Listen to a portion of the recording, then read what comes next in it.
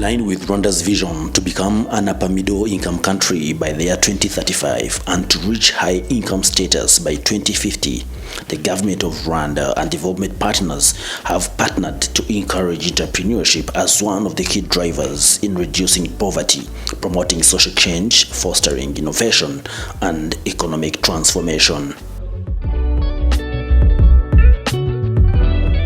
As you know, the government of Rwanda has put in place several strategies and policies to establish a conducive business environment, but also support entrepreneurship to ensure that our companies can grow and become large companies. And this Entrepreneurship Development Policy comes after the achievement of the previous SME Development Policy, which we saw in the last 10 years really support our entrepreneurs, but we thought it was time to adapt the new policy to the new context we have, the growth that our country has encountered in the next 10 years, but also design strategies and interventions to support the new entrepreneurship ecosystem in the country. EDP uses a framework that focuses on 7 pillars of the entrepreneurship ecosystem, which are human capital and management, business support, financing, business enabling environment, markets and value chains, technology and infrastructure, and entrepreneurial culture.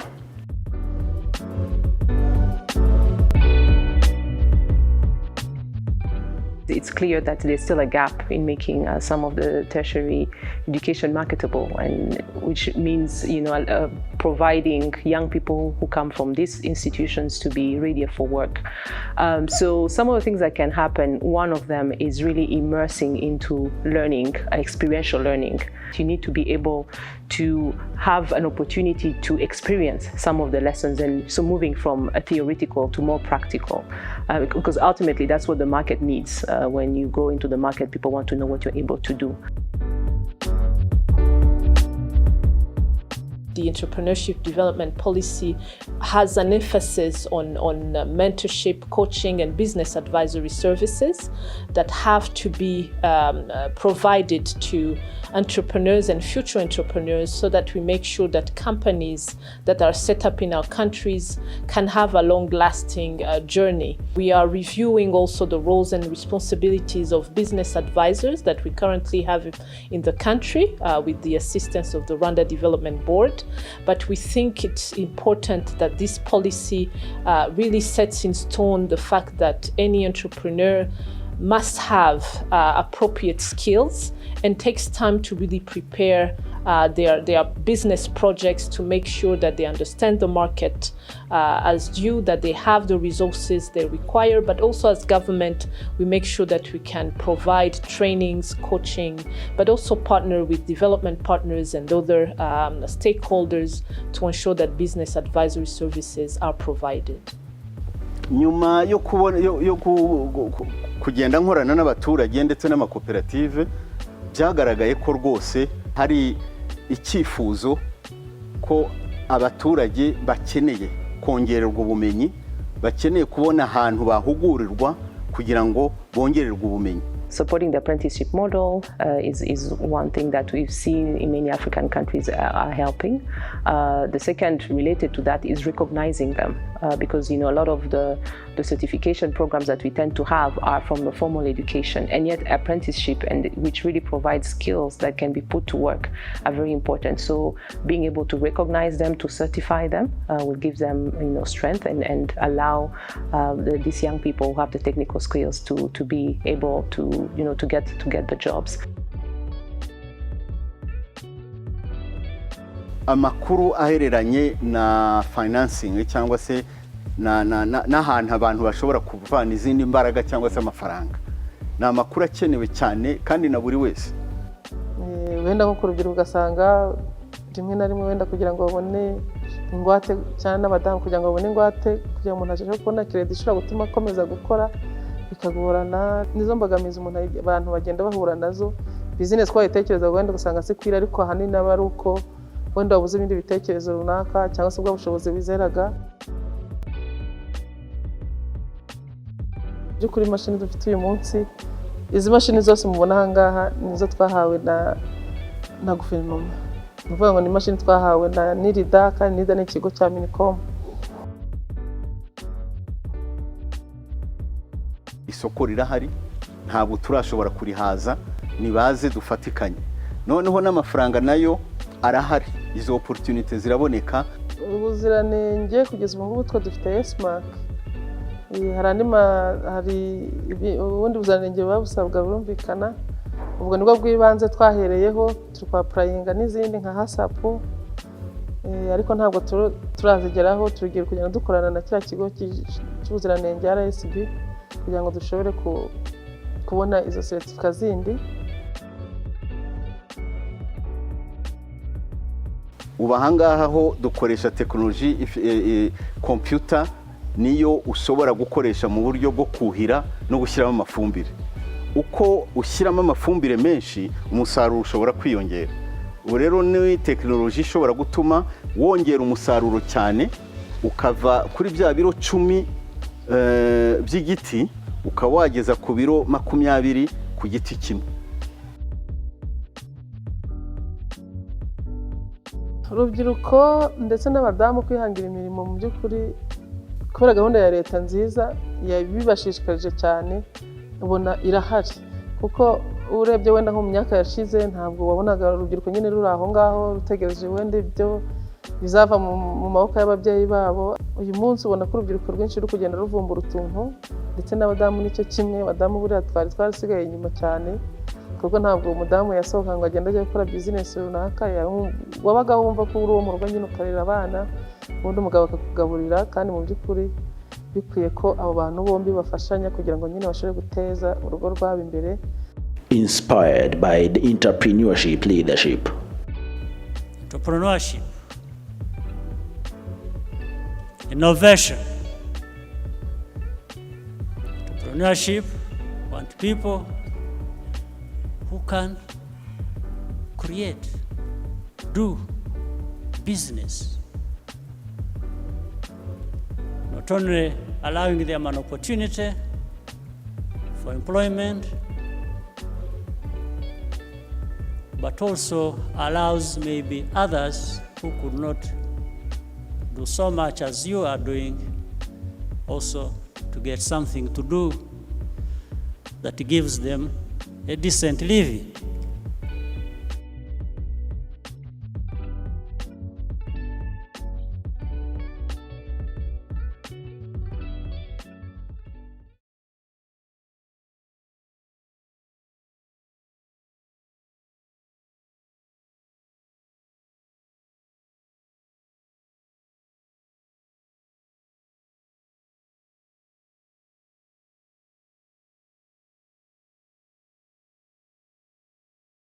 Honorable Minister, from the government perspective, do you think this policy will have a serious impact on the promotion of entrepreneurship in this ecosystem, the one we have here in the country at the moment?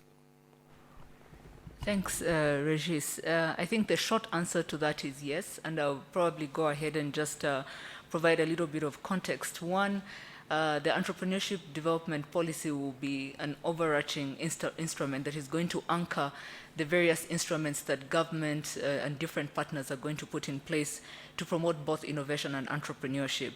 And so it's really it's providing a framework through which we can have those deliberate conversations on how do we design the right enabling environment where we are seeing more startups that are coming up into the economy, but they're not also just left at the startup stage, they're also getting into the various growth stages. And of course, the ultimate goal is how do they also become global corporations. I want to just quickly run through the 7 pillars of it, which is why I feel makes it very relevant for the kind of growth that we need to see, and especially because it's at a time where many countries are battling the COVID-19 pandemic, where we know that when you have a very strong entrepreneurial culture, very strong SME, which is really the backbone of the economy, then you're able to sustain to a certain extent the shock that has been brought about by the pandemic. So when I start with human capital, I think that goes without saying, being the very first pillar, but also understanding that we need to put in place the required skills where people that are coming out are not just looking for white-collar jobs, are looking to be employed, but are really looking to create these jobs and also create solutions to some of the challenges that we have. Then the second one, which is really around business support. And here, I think the emphasis for us as a country is going to be around how do you create market-creating innovations? And what do I mean by that? So for the different businesses that we have within the economy, they have a certain percentage of the population are their clients. How do you convert the non-consumers of your products into actual consumers? Does it mean creating new products? Does it mean having a different pricing strategy to be able to attract them? And so I think as we think about these market-creating innovations, then we inevitably are going to create these high-growth businesses that we want. The third one is financing, and the reason I wanted to run down through the different 7 pillars of the EDP, the Entrepreneurship Development Policy, is because they really pick out what are those key challenges that have been limiting growth of the both the SME community, but entrepreneurs in general, the business community. And I think financing is a key one.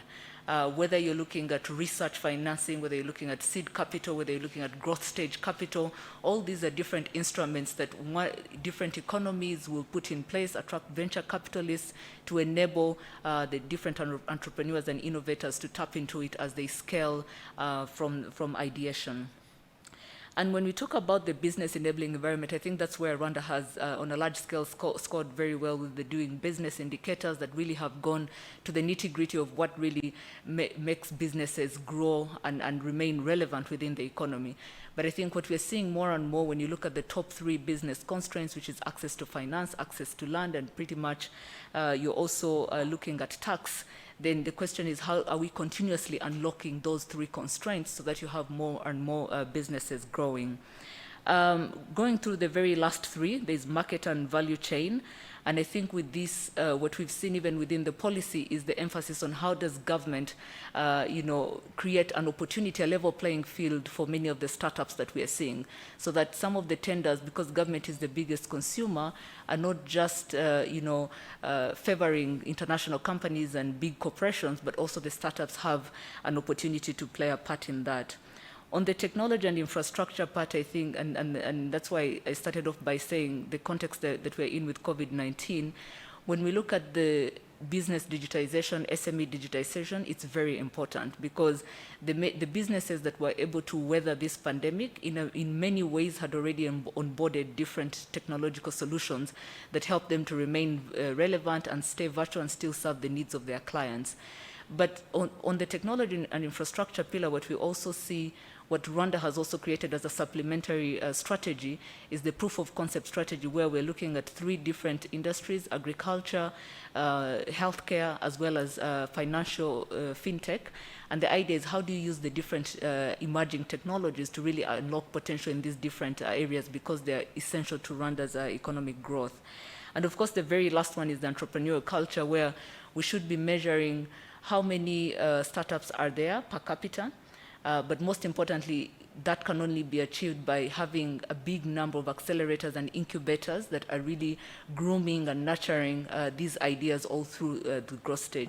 So that's a very long answer to my initial the short answer of yes, which I think it's very timely, but it also anchors the different efforts that are happening across government to really build a vibrant startup ecosystem. Kevin, tell us about when entrepreneurs start, usually when, at the beginning, they rely on government to have a positive impact and to have their business flourish. When it doesn't work, they blame the government for not having it work or for not flourishing. What do you think should be done to tackle that, to change that mindset, to make entrepreneurs understand that it doesn't all rely on the government? Thanks for the question.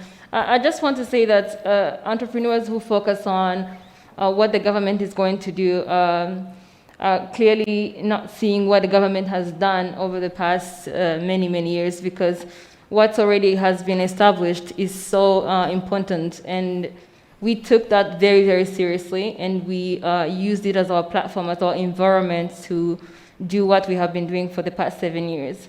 I'm just going to tell you a little bit of my story. I was at university. Actually, when I met Alice, I was still at university. I was in the second year of university. And my colleague and I were very much worried about what's going to happen after we graduate university. And by then, we already know that 60% of unemployment rate in Africa is made of the youth, and we're part of it. So we're unemployed clearly then. Number two, if we're in school and we're unemployed, how about someone from our community, or someone from a village, or someone who never had an opportunity to go to school? So our big idea was always to create something that will involve hundreds of people, and we've been able to do it. What the government had said then was enough for us. We did not think of anything else beyond having a peaceful environment, beyond having an opportunity to say, I'm going to set myself somewhere in the house and start something and call it, go to RDB and register it within less than 6 hours, and come back to my small table where I'm crafting a pair of shoes and be able to sell it to a colleague of mine, buy another raw material, and then create 2 more pairs, sell them, and then reinvest more and more. That has been our investment, our product that we created. So when it comes to thinking that the government should do everything, it's up to the entrepreneur, or the person who wants to be an entrepreneur, to first assess what's happening around them in their community. Do you see it as an opportunity, first of all, or do you see it as a challenge? There's no wrong or right way to see it. I'm just going to go ahead and say we saw a need in between struggling, trying to find the right idea. We saw that our environment was being negatively impacted by these old car tires left in the landfills and sometimes taking up space from inhabited spaces. How do we see that? Do we see that as a problem to solve, or do we see that as just, how can I say this, nivindeva? And that was really important for us to understand what our communities are going through. And then when we go back to the part of unemployment, the biggest issue is sometimes it's not unemployment. Actually, it becomes a lack of skills. People are looking for jobs, but they don't know how to start. They don't understand what they're going to do. The know-how skills were a little bit up. How can I say? I would say that they were non-existent when we started. We went over on the streets working with people who were repairing shoes on the streets, and they would be like, we cannot produce shoes from scratch. So we had to sit down and teach ourselves. And then we had to start teaching other people, the ones who are really willing to open their minds and to learning, first of all, because learning is the key to entrepreneurship, in my opinion.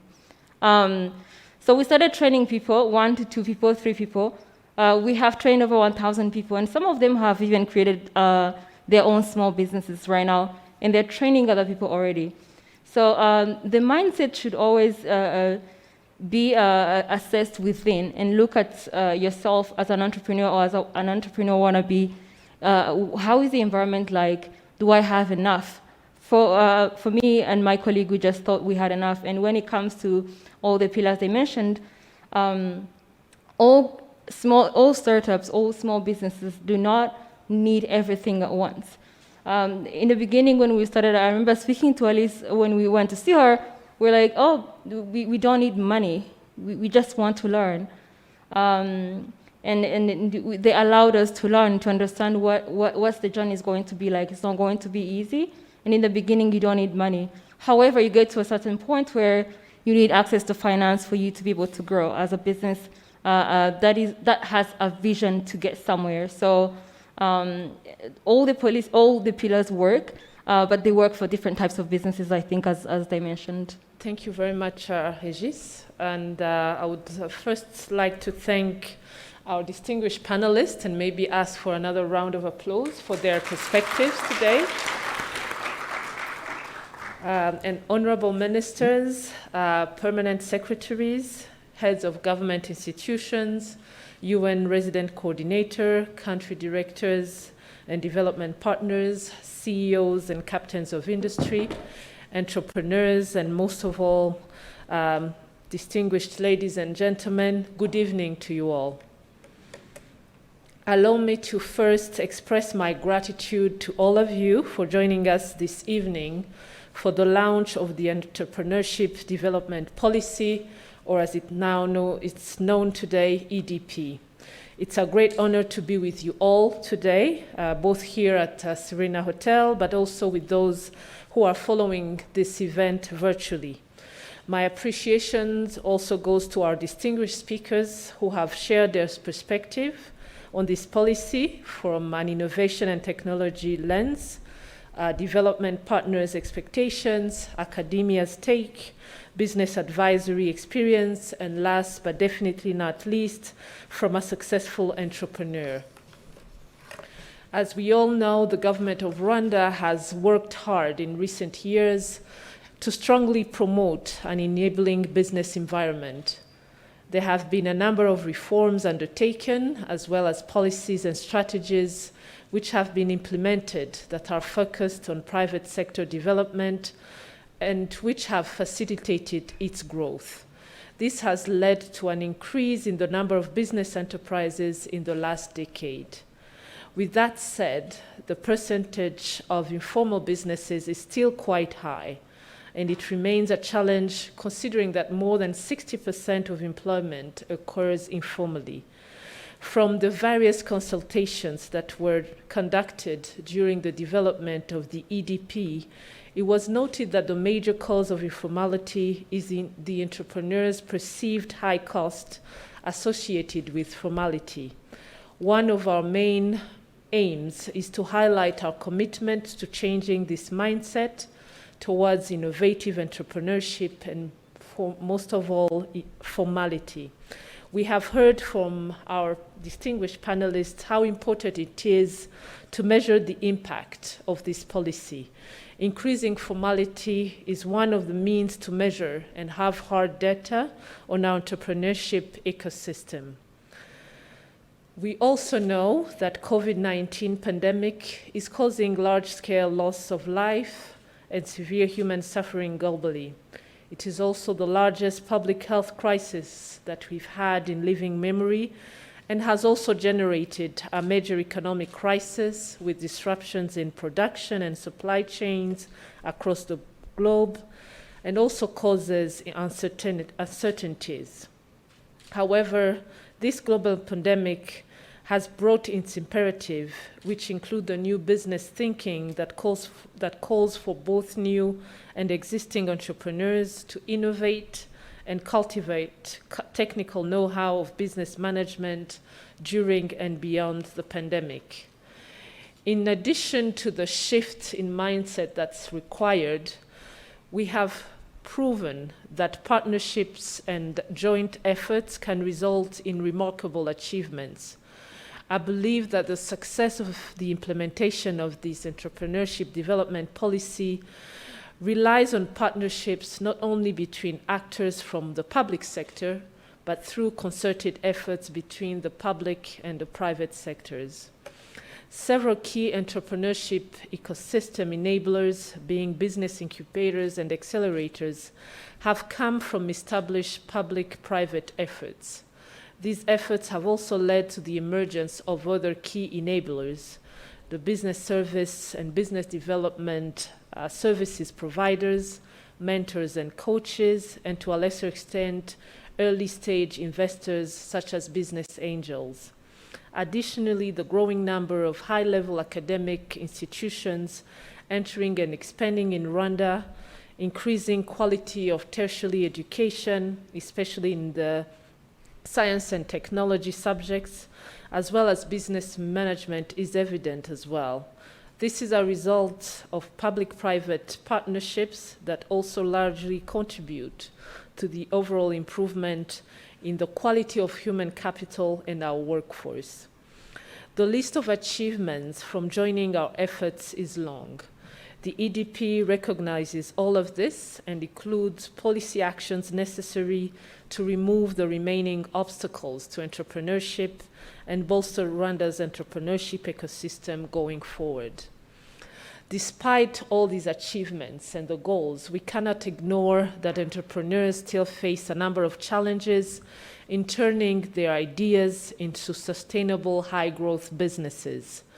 The EDP therefore intends to provide an overarching ecosystem to support them with the necessary environment that facilitates innovations and risk-taking required for a modern, sophisticated, and rapidly growing economy. Honorable Ministers, distinguished guests, as I conclude my remarks, I would like to commend the efforts and support from each one of you. Extensive stakeholder consultations were conducted at all levels, from the central to the local government, with entrepreneurs from the startups to SMEs and large firms, with also financial institutions, local and international investors, business consultants, academia, incubators, accelerators, and development partners.